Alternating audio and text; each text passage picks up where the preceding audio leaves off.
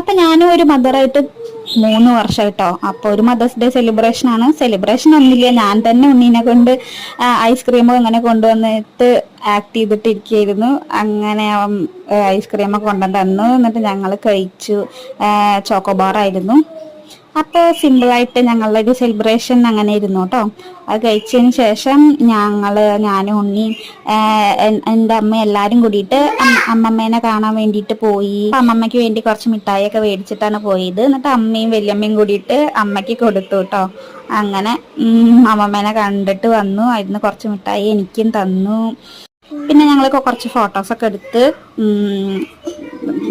Mothers day ഒക്കെ wish ചെയ്ത് അമ്മമ്മേനെയൊക്കെ wish ചെയ്തിട്ട് വന്നു കേട്ടോ. അപ്പോൾ അനിയൻ്റെ ഒക്കെ പട്ടി ഷോ ആണ്. അവൻ പുതിയ ഐഫോൺ മേടിച്ചപ്പോ റങ്കണ്ണനെ പോലെ ഗോൾഡൊക്കെ ഇട്ടിട്ട് പട്ടി ഷോ കാട്ടിക്കൊണ്ടിരിക്കുകയായിരുന്നു കേട്ടോ.